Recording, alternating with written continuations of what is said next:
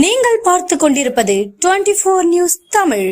தூத்துக்குடி மாவட்டம் முக்காணியில் சேதமடைந்த நிலையில் உள்ள தாமிரபரணி ஆற்று பாலம் சீரமைக்கப்படாததை கண்டித்து மலர் அஞ்சலி செலுத்தும் போராட்டம் நடத்தும் என்ற பாஜகவினர் கைது செய்யப்பட்டனர். நெல்லை, தூத்துக்குடி மாவட்டங்களில் கடந்த ஆண்டு டிசம்பர் மாதம் பெய்த கனமழையினால் தாமிரபரணி ஆற்றில் வெள்ளப்பெருக்கு ஏற்பட்டது. இதனால் தூத்துக்குடி மாவட்டத்தில் உள்ள ஏரல் பாலம் மற்றும் முக்காணி பாலங்கள் உடைந்து சேதமடைந்தது. இந்த இரண்டு பாலங்களிலும் சீரமைப்பு பணிகள் முடிவடையாத நிலையில் கடந்த 5 நாட்களுக்கு முன்பு பெய்த கனமழையினால் ஏரல் தரைமட்ட பாலம் சேதமடைந்து போக்குவரத்து நிறுத்தப்பட்டது. இதேபோன்று முக்காணியிலும் போக்குவரத்து தடை செய்யப்பட்ட நிலையில் கடந்த ஓராண்டுகளுக்கு மேலாக சீரமைப்பு பணிகளை முடிக்காததை கண்டித்து தூத்துக்குடி தெற்கு மாவட்ட பாஜகவினர் முக்காணி தாமிரபரணி ஆற்று பாலத்தில் மலர் அஞ்சலி போராட்டத்தில் இன்று ஈடுபட முயன்றனர். அனுமதி வராமல் போராட்டம் நடத்தப்படுவதாக கூறி ஆத்தூர் போலீசார் போராட்டத்தை தடுத்து நிறுத்த முயன்றனர்.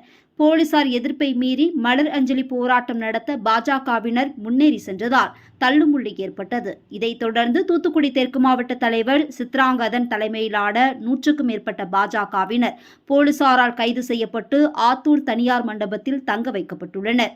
போக்குவரத்து மிகுந்த முக்காணி தாமிரபரணி ஆற்று பாலத்தில் போலீசாருக்கும் பாஜகவினருக்கும் தள்ளுமுள்ளி ஏற்பட்டதால் பரபரப்பு ஏற்பட்டது.